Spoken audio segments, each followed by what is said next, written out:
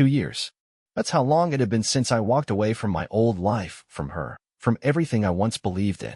I had spent those years trying to rebuild myself, learning to breathe again without the weight of betrayal pressing down on my chest. And for a while, I thought I had done it. I thought I was free. Then she found me. It started with an email. A subject line so simple yet so jarring it made my stomach turn the moment I saw it. Please, just talk to me. I almost deleted it without reading. My hands hovered over the keyboard, every logical part of me screaming to let the past stay buried. But curiosity is a cruel thing, and against my better judgment, I opened it. The message was short. I've been looking for you. I need to see you. Please, it's important. No explanations. No apologies. Just those vague words that stirred something deep inside me, anger, resentment, maybe even a flicker of something I didn't want to name. I closed the email and tried to ignore it, convincing myself she didn't deserve a response. But then came the texts. A new number, but I knew it was her. The first message was simple. I know you hate me, but please, just hear me out. I didn't reply. The next day, another text. You don't have to forgive me. I just need to see you. Still, I ignored it. But she wasn't giving up. Over the next week, the messages kept coming. Some were desperate, others remorseful. Then came a picture, a familiar place, one I hadn't seen in years.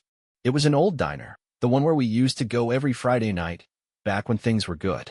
I'll be here tomorrow at 7. Please. I told myself I wasn't going. There was no point in digging up old wounds. But when the clock struck 6:30 the next evening, I found myself standing in front of the mirror, my heart pounding in a way I hated. Why was I doing this? Why was I letting her pull me back in? I didn't have an answer. But 20 minutes later, I was standing in front of that diner, staring through the window at the woman who shattered my world. She looked different, older, maybe even tired. Her eyes darted toward the door every few seconds, as if she was terrified I wouldn't come. For a brief moment, I considered turning around and walking away. I had survived 2 years without her. I didn't owe her anything, but something in me needed to know why. So, I stepped inside. The moment I stepped inside the diner, I felt the weight of the past pressing down on me. The scent of coffee and grilled sandwiches filled the air, but it wasn't comforting. It was suffocating. It smelled like old memories, like the life I had left behind. My hands clenched into fists at my sides as I took slow, deliberate steps toward the booth where she sat. She looked up the second the door chimed, her eyes locking onto mine as if she had been holding her breath, waiting for me to appear. For a split second, something flickered across her face. Relief? Guilt? Fear? I couldn't tell, and honestly, I didn't care. I slid into the booth across from her without a word. The silence between us stretched long and heavy, like a barrier neither of us knew how to break. She looked different, but not in the way time changes people. There was something else, something hollow in her eyes, something desperate. I wasn't sure if it satisfied me or irritated me. I leaned back in my seat, crossing my arms over my chest. You found me. Congratulations. My voice was flat, emotionless. I wasn't here to make this easy for her. She flinched at my tone, her fingers gripping the edge of the table like she needed to hold on to something. Jonah. She started, but I shook my head. No, you don't get to say my name like that. Not after what you did. I didn't raise my voice, but I didn't need to. The weight of those words hung between us, cutting deeper than any yell ever could. She swallowed hard, blinking rapidly like she was trying to hold back tears. But I wasn't about to let her play the victim. Not here. Not now. I know I don't deserve this, she said finally, her voice barely above a whisper. I know I don't deserve a second of your time. But I need to tell you something. Please. I scoffed. You needed to tell me something 2 years ago, Callie. But instead, you let me find out the worst way possible. You didn't give me the courtesy of the truth back then, so why should I listen to anything you have to say now? She looked away, biting her lower lip. That used to be a nervous habit of hers. Back when we were together, I thought it was cute. Now it just irritated me. I was a coward, she admitted. I should have told you everything back then. But I was scared. And selfish. And I made the biggest mistake of my life. I let out a bitter laugh. Which part, Callie? The betrayal, or the fact that you never had the guts to own up to it? Her eyes snapped back to mine, and for the first time, I saw something in them that almost resembled anger. But it wasn't directed at me. You don't know the full story, she said, her voice trembling. You think you do, but you don't. And I can't live with that anymore. I shook my head. I know enough. I know that I walked into our apartment that night expecting to find my wife, the woman I trusted more than anything, and instead, I found. I trailed off, jaw tightening. I didn't need to finish the sentence. The image was burned into my memory, playing on a loop no matter how hard I tried to erase it. She exhaled shakily, running a hand through her hair. Jonah. I was wrong. I was so wrong. But there were things happening that you didn't know about. Things I was too afraid to tell you. I narrowed my eyes. Then why now? Why, after all this time, are you suddenly ready to confess? Her lips parted, but for a second, no sound came out. Then, just as I was about to get up and leave, she spoke. Because he lied to me, too. The words hit me like a brick. Not because I believed her, but because I wasn't expecting them. For 2 years, I had carried the truth of what happened like an anchor tied around my neck. And now she was sitting here, trying to rewrite history. I leaned forward, my voice low and cold. Do you really think that changes anything? She shook her head quickly. No, I don't. But you deserve to know everything. Even if it doesn't change anything, even if you still hate me, I need you to hear me out. I studied her face, searching for the deception I was certain was there. And yet, there was something in her expression, something raw and vulnerable that I hadn't seen in years. I exhaled sharply, leaning back. You have 5 minutes. She looked down at her hands, nodding slowly. Then, she took a deep breath and said something that changed everything. I wasn't the only one keeping secrets. I stared at her, waiting. 5 minutes. That's all I had given her, and she was already wasting the first few seconds staring at her hands like a child caught in a lie. I could see the hesitation in her eyes, the way her fingers fidgeted against the edge of the table, the way her shoulders tensed like she was bracing for impact. But I wasn't going to let her take her time. You said you weren't the only one keeping secrets, I said, my voice steady but firm. What does that mean, Callie? She inhaled deeply, finally lifting her gaze to meet mine. Her eyes were filled with something I hadn't expected, fear. And not just fear of me. Fear of something else. Jonah, she started, but her voice cracked. She swallowed hard and tried again. The night you found out about me and Graham. I wasn't the only one betraying you. Graham. Even after all this time, just hearing his name made my skin crawl. He had been my closest friend since college. A man I trusted. A man I never thought would stab me in the back the way he did. And yet, I had walked into my own home and seen the two of them together, shattering every illusion I had ever had about loyalty, about love, about the woman I thought I knew. I clenched my jaw, forcing myself to stay in my seat. Are you really about to sit here and try to tell me that you're not the villain in this story? She shook her head quickly. No. I take full responsibility for what I did. I was selfish, and I hurt you in ways I can never take back. I don't expect you to forgive me. I don't even expect you to believe me. But Jonah, someone else was playing us both. I wanted to roll my eyes. I wanted to stand up, walk out of that diner, and never look back. But there was something about the way she was looking at me. A desperation that didn't feel like manipulation. A pain that didn't feel fake. And against my better judgment, I let her continue. Graham wasn't just my mistake, she admitted, her voice barely above a whisper. He was planning something, and I was too blind to see it until it was too late. I scoffed. What? Are you telling me he had some kind of master plan? That this wasn't just two selfish people doing what selfish people do? She hesitated, biting her lip before nodding. Yes, that's exactly what I'm telling you. A laugh bubbled up in my chest, but it wasn't amusement. It was exhaustion. You expect me to believe that? You expect me to sit here and think Graham was some kind of mastermind? She exhaled sharply, shaking her head. I know how it sounds, Jonah. I do. And maybe I wouldn't believe it either if I were in your position. But 2 years ago, I was too deep in my own guilt to say anything. I thought if I just disappeared from your life, it would be easier for you. But then I started looking into things. Things I should have questioned from the start. I leaned forward, my patience thinning. Like what? She hesitated again. But this time, I saw something shift in her expression. Like she had been carrying something too heavy for too long, and she was finally about to let it out. Did you ever wonder why you got that job offer in Chicago? She asked, her voice barely above a whisper. I frowned. What? The job. The one that was supposed to take you across the country. The reason we started fighting in the first place. The reason we started drifting apart. She inhaled shakily. That offer, it wasn't real. For a moment, I thought I had misheard her. What are you talking about?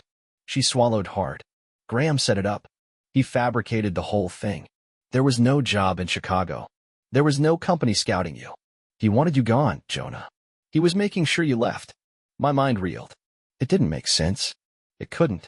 That job offer had been my ticket out of a dead-end career. It had been the reason I had been working late nights, taking extra courses, pushing myself harder than ever before. It had been real, hadn't it? I shook my head. That's not possible. I didn't believe it at first either, she admitted, her voice tight. But after you left, after everything fell apart, I started questioning things. I went back through emails, phone calls, messages. I found inconsistencies. Then I found a bank statement. Graham wired money to a private firm 2 months before you got the offer. My stomach twisted. That doesn't prove anything. She nodded. You're right. It doesn't. But then I found more. Conversations he had with mutual friends. Things he let slip when he thought no one was listening.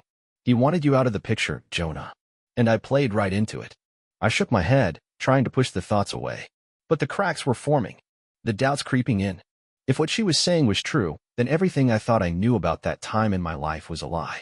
The fights, the distance, the final blow that pushed me out the door, it had all been orchestrated. Not by fate, not by bad luck, but by a man I had trusted. I looked at her, searching her face for any sign of deception. But she wasn't smiling. She wasn't gloating. She wasn't trying to excuse herself. She looked broken. I know it doesn't undo what I did, she said softly. I know it doesn't make me a good person. But I needed you to know the truth. I needed you to hear it from me before. She stopped herself, biting her lip. Before what? I pressed. Her eyes darted to the window, then back to me. Before Graham finds you first. I sat there, staring at her, trying to process what she had just said. Before Graham finds me first. It sounded dramatic. It sounded ridiculous. But the way she said it, the way her voice trembled, the way she glanced at the window like she was afraid someone might be watching, it made something deep inside me tighten. I had spent 2 years thinking I had left everything behind. That my past, my mistakes, my failures, they were buried in another life, in another city. But now, here I was, sitting in a dimly lit diner across from the woman who had betrayed me, listening to her tell me that nothing was as it seemed. That the man I once called my best friend had been pulling strings I didn't even know existed. And worst of all, I was starting to believe her. I exhaled slowly, forcing myself to stay calm, to keep my head clear. What do you mean before Graham finds me? Finds me for what? Callie hesitated, biting her lip like she was debating whether to say the next words out loud. Then, finally, she leaned forward, lowering her voice. Jonah, he knows you're back. The words sent a chill down my spine, even though I had no reason to be afraid. Or at least, that's what I kept telling myself. So what? I haven't done anything to him. I haven't even spoken to him since. I cut myself off, my stomach twisting at the memory. The last time I had seen Graham, he had been standing half-dressed in my own bedroom, looking at me like I was the intruder. I clenched my fists. Why would he care where I am? Callie looked at me like I was missing something obvious. Because I left him, Jonah. A year ago. And he blames you. I let out a hollow laugh, shaking my head. Blames me? That's rich. I know, she whispered. But it's the truth. He thinks if you hadn't left, if things had gone the way he planned, I never would have realized what kind of person he really was. I stared at her, trying to find the lie in her words. But she wasn't smiling. She wasn't trying to get sympathy. She looked exhausted. I ran a hand over my face, trying to suppress the irritation bubbling inside me. And let me guess. You expect me to believe that you were just an innocent pawn in all of this? That you had no idea what was happening? She flinched, her jaw tightening. No. I was stupid. I let myself be manipulated. I let him feed me the right words at the right time, and I convinced myself I was making my own choices. I ruined everything. I hurt you in a way I can never take back. I don't expect you to forgive me for that. But you have to believe me when I tell you, he's not done. I exhaled, leaning back in the booth, letting the words settle in my mind. I didn't want to believe any of this. It was easier to just assume she was lying, to assume she was spinning some story to ease her own guilt. But something about it didn't feel like a lie. I glanced out the window, my fingers tapping against the table. What exactly are you saying, Callie? That Graham's out there plotting some kind of revenge. She hesitated before nodding. Yes. And I don't know what he's planning, but I know he's been asking about you. He's been digging, trying to find out where you went. And she swallowed hard. I think he's coming for you. A cold weight settled in my chest. I didn't want to be dragged back into this mess. I had spent 2 years erasing these people from my life. 2 years trying to build something new. But if what she was saying was true, then I had never really left. I studied her face, trying to read between the lines. Why are you telling me this now? She let out a shaky breath. Because I owe you that much. I didn't know if I believed her. But I did know one thing. My past had just caught up with me, and for the first time in 2 years, I wasn't sure if I was ready for it.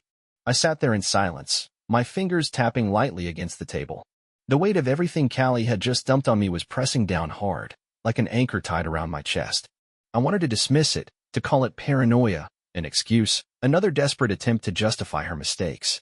But the problem was, her words weren't just hitting me, they were sticking.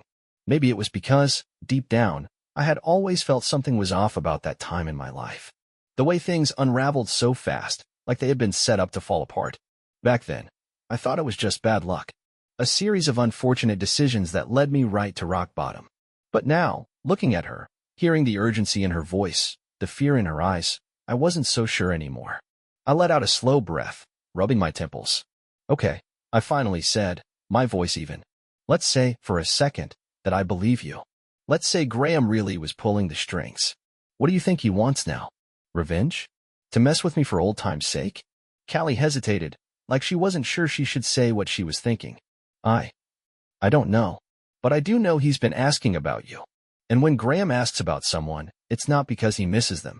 I scoffed, shaking my head. That's dramatic. She gave me a look. Is it? Jonah, you knew him. You knew how he operated. He didn't just want things, he needed to control them. And when he lost control, when people stopped doing what he wanted, what did he do? I didn't answer. I didn't want to. Because she wasn't wrong. Graham was the kind of guy who always had to be one step ahead. He was charming, he was clever, and he knew how to manipulate people like it was second nature. Back when we were friends, I thought it was just a personality trait, a part of what made him successful. But now, looking back, I realized how much of my life had been subtly shaped by his influence. Callie must have seen the doubt in my expression because she leaned forward, lowering her voice. You disappeared for 2 years, Jonah. You cut ties with everyone. And yet, somehow, he found you. Don't you think that means something? I exhaled sharply, looking down at the table. I hated that she had a point. I hated that, for the first time in years, I was feeling the same unease I had felt back then, when I first realized my life was crumbling. I should go, I muttered, pushing myself up from the booth. Callie's eyes widened slightly, her fingers twitching against the edge of the table like she wanted to reach for me but knew better. Jonah, wait. I need to think, I cut her off. I don't know what I'm supposed to do with any of this, Callie. I don't even know if I believe you. She nodded slowly, swallowing hard. I understand. But just be careful. Please. Don't just brush this off. I didn't say anything else. I turned, walking out of the diner and into the cool night air. But even as I put distance between myself and Callie, her words stayed with me. And deep down, I knew I wasn't walking away from this. Not really. I barely remembered the drive home. My mind was spinning, caught between disbelief and reluctant acceptance. The deeper I looked into the past, the more I realized how many things had never made sense. How many small moments I had brushed off. How many coincidences weren't really coincidences at all. Graham had never just been my friend. He had been playing a game, one I hadn't even known I was a part of. I pulled into my driveway, cutting the engine, but I didn't get out of the car right away. Instead, I just sat there, staring at my reflection in the rearview mirror. I looked tired, older, maybe even different from the man I had been 2 years ago. Had I really spent all this time running from something that had been carefully orchestrated? I took a deep breath, pushing open the car door. The night air was cool against my skin as I walked inside, locking the door behind me. The house was quiet, still, as if it knew I was standing on the edge of something I couldn't walk away from. I didn't waste time. I went straight to my laptop, opening my emails again. I pulled up the job offer that had changed everything, reading it with new eyes. No company website. No LinkedIn profiles. Just a name I had never looked up before. I copied the email address, pasted it into a search bar. Nothing. I checked the phone number. Disconnected. A knot formed in my stomach. I leaned back in my chair, staring at the screen. It wasn't just suspicion anymore. It was real. I had been set up. And the worst part? I had walked right into it, never once questioning what was happening. I exhaled sharply, rubbing my hands over my face. Graham had wanted me gone. But why? And if Callie was telling the truth, if she had found out something bigger, what was I supposed to do with that information now? For the first time in 2 years, I wasn't sure if I had ever really known the truth about my own life. And I wasn't sure if I was ready to find out. I barely slept. My mind wouldn't shut off, replaying every moment from the past 2 years, trying to fit the pieces together. By the time the sun started creeping through the blinds, I had made a decision. I needed answers. And there was only one person who had them. I grabbed my phone and scrolled to Callie's number. I hesitated for a brief moment before pressing call. She picked up on the first ring. Jonah. She sounded like she had been waiting for me to call. I took a slow breath. I need to see you. There was a pause. Then, come over. I didn't waste time. Within minutes, I was back in my car, driving toward her apartment. The entire way there, my hands gripped the steering wheel, my thoughts bouncing between anger, confusion, and something else, something I didn't want to name. When I knocked on her door, she opened it almost immediately, stepping aside to let me in. I didn't sit down. Tell me everything. She nodded, walking over to a small table where a stack of papers sat. I told you Graham was looking for you. But I didn't tell you why. I folded my arms, waiting. Callie exhaled. After you left, he thought he had one. Thought he had gotten exactly what he wanted. But then, something changed. People started asking questions. About him. About his business. Things he had covered up before started surfacing. And the worst part? She looked up at me. He thinks you're the one who started it. I frowned.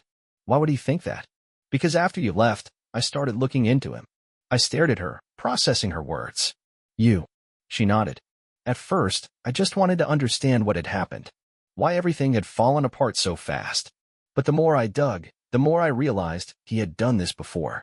To other people. You weren't the first. And you wouldn't have been the last. I let out a slow breath. So you exposed him. She shook her head. Not directly. I just put the right information in the right hands. And eventually, he fell apart. But he doesn't know it was me. He still thinks it was you. I exhaled, running a hand through my hair. So what does he want now? She hesitated before answering. To rewrite history. To make sure no one remembers what he did. Something cold settled in my chest. He's trying to come back. She nodded. And for the first time, I realized this wasn't just about the past anymore. This was about what came next. I left Callie's apartment with more clarity than I'd had in years. For the first time since I walked away from my old life, I finally understood what had happened. The truth wasn't as simple as betrayal. It wasn't just bad luck. It was a web of manipulation, control, and choices that had never really been mine to make. And now, I had a choice. I could walk away again. Pretend I didn't know. Keep living my life, free from all of it. Or I could finally take control. As I drove back home, I realized something had shifted inside me. I wasn't angry anymore. I wasn't bitter. I was ready to move forward. When I pulled into my driveway, I sat in the car for a long moment, staring at my phone. Then, I made the call. Not to Callie, not to Graham, to someone else. Someone who had once reached out to me, asking questions I had been too blind to answer. They picked up on the second ring. Jonah. I took a breath. I think it's time we talk. And just like that, I finally closed the door on my past. Not by running, not by revenge, but by reclaiming my own story. And for the first time in a long time, I knew, no matter what happened next, I was finally free.